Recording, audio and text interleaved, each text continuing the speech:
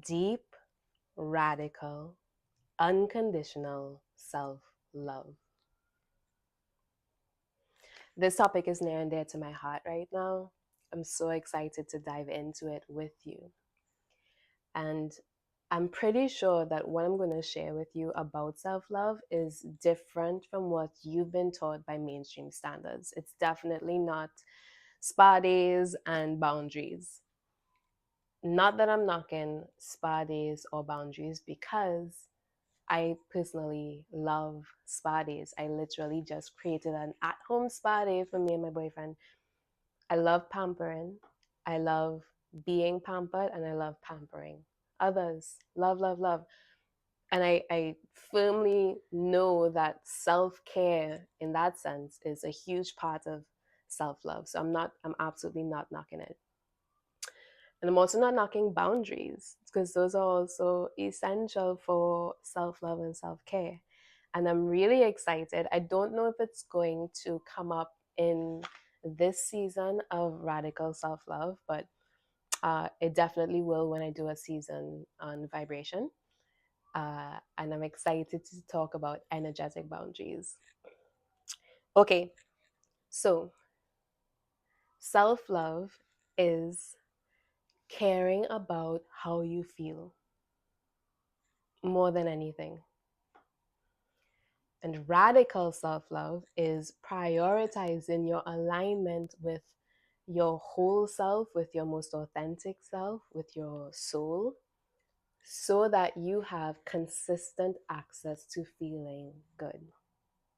Now, I want to clarify two things. The first thing that I want to clarify is when I say your whole self, your authentic self, your soul, I'm really referring to the greater non physical aspect of you. So you can replace that with whatever resonates, whether it's source energy, universal intelligence, God, intuition, your higher self.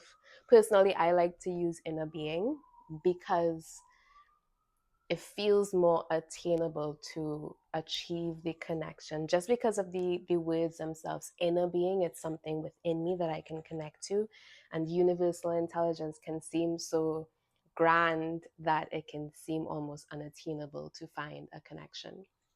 So that's that. The second thing that I want to clarify is what I mean by feeling good. I think that's also important, because that is very broad and it can be misleading and can be interpreted as like having a good day.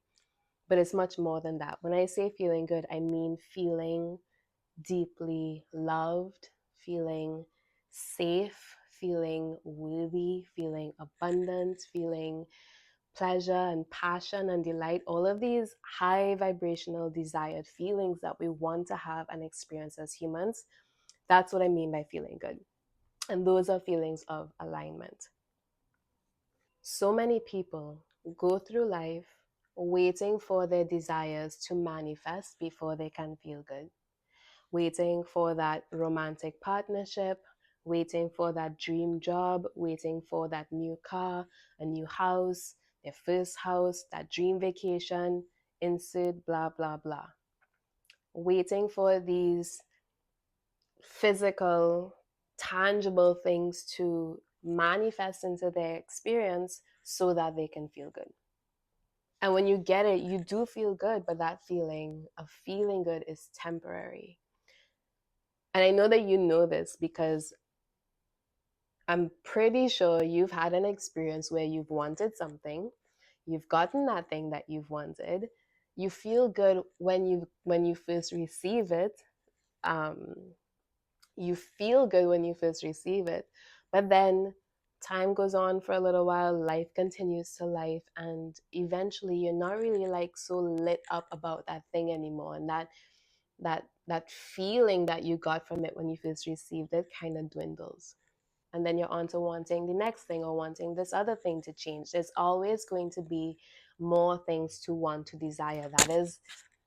That is your reason for being in this human experience, is for your expansion. And the more that you desire, and the more that you want, and the more that you move towards those things, the more expansion occurs, more growth happens. Everything that you want is because you believe that you will feel better by having it. But the secret sauce that people miss out on is that one, I guess there are two secret sauces, or I don't know how many at this point, but one, you have the power to feel those feelings now without having those things manifested, which is just amazing, right? Because you want those things so that you can have this feeling, but you can have those feelings now without having the things. But feeling those feelings now attracts those manifestations to you, and we will get into more of that, I promise. But that is the inside out approach. Most people do the outside in approach, and the reason they do that, it's because it's easier. It is much easier to blame and want other people to change and want your circumstances to change before you feel better in order to feel better. It's much easier. It is less easy, but way more rewarding to look discomfort in the face, decide and choose to connect with your inner being, with your whole self, with your most authentic self, and feel and experience those good feelings in spite of the challenges around you. You are not loving yourself when you give your power away. And each time you want someone else to change, you want a circumstance to change so that you can feel better, you give your power away on a silver platter. If you're watching this, if you're watching the visual vision of this podcast, you'll see that my legs keep moving. It's because I keep getting cramp. um, yeah, so therefore, in order to radically love yourself and be in your power, means to take responsibility for your emotional life, for how you feel. And cultivating a connection with your inner being, from my experience, is the best way to do that. You are literally an extension of God, an extension of the universe, an extension of the energy that created the sun and the moon and the stars and everything in your physical experience. And your inner being exists right now as that energy, as non physical energy. So, by prioritizing your relationship with your inner being, with your whole self, with your most authentic self, which is the definition of self prioritization, really, you are connected to a never ending stream of all of these good feelings of unconditional love, of worthiness, of safety. You are connected to an endless stream. You have limitless access to the feelings that you desire. Not only that, you are connected to the most powerful source of guidance. So think of animals in the wild. It's very common that we hear animals have instincts, animal instincts. It's a thing. How do bears know when to hibernate? How do birds know when to migrate? How do animals just know what animals should be doing and when they should be doing it? Like, even animals born in incubators, so they don't know their mother, they don't have that connection or that upbringing to learn how to navigate their experience, but yet they still have these instincts and know what is best for them to do to achieve what they want to achieve, which is health and safety and all of these things, because they have instincts from source energy, instincts from their inner knowing. Us humans, we have instincts also. We call it intuition. It's our inner knowing. And when you connect to your inner being, you access that inner knowing. And your inner being knows everything about you, everything about you, including all the things that you desire. Your inner being also knows where you are in relation to all the things that you desire. Just like Google Maps, knows where you are, and it knows your destination, and it knows, because it has a view that you can't even begin to fathom of your experience. It knows the best route to get you to your desires. Everything that's on the inside is a reflection of the outside. Everything that's on the outside is a reflection of the inside. Doing the outside in approach is creating by default. It's things around you are impacting how you feel, and then you attract more of the same experiences, and it's just creating by default. The inside out approach is choosing to feel worthy, choosing to feel safe, choosing to feel abundant, choosing to feel XYZ, and attracting or allowing your external reality, your life experience, to be a reflection of how you feel on the inside.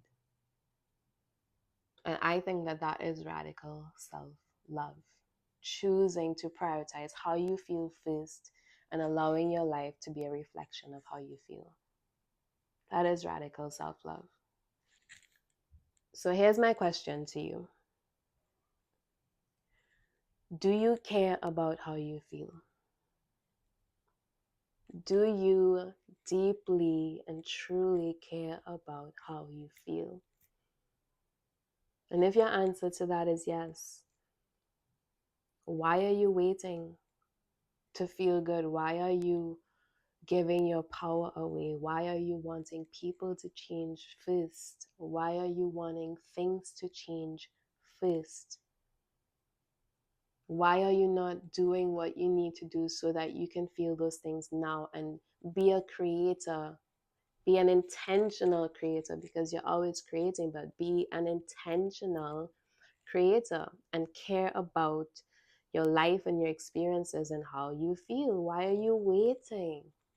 Stop letting social constructs, the government, politics, religion, natural disasters, stop letting these real life experiences, because they are real life experiences, but stop letting them control you. Stop letting them rule you. Stop letting them have power over you.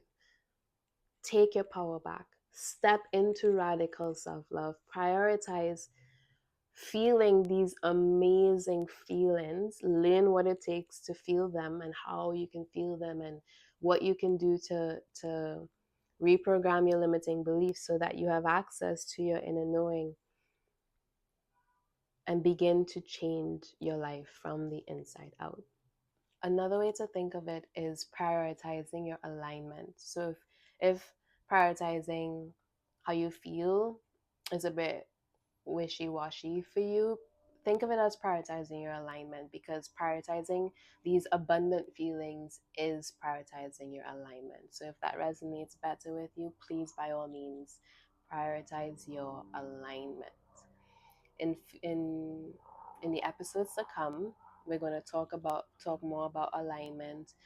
We're going to get into some self-love and self-care, like rituals and practices, self-prioritization, which kind of ties in with boundaries, um, how to connect with your inner being, your intuition, your inner knowing, how to use your emotions to guide you in this radical self-love journey, understanding more of your relationship with your inner being, all of these aspects that really um, make the whole of radical self love, and more on how it's going to translate into other areas of your life and how your experiences will begin to shift as a result of your radical self love and self prioritization. Can't wait to talk to you again soon. I'm editing the video and I thought of something else that I think can add some value in terms of driving this point home about radical self love. And it's simply that life is about the journey and not the destination.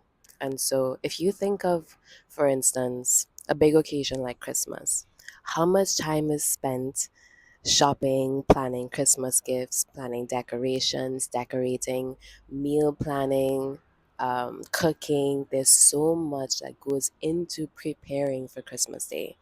If this is for, if you're listening, if you celebrate Christmas Day, obviously. If not, you can swap it with an occasion that you do celebrate, a birthday or Thanksgiving or Halloween or Valentine's Day, whatever floats your boat, right?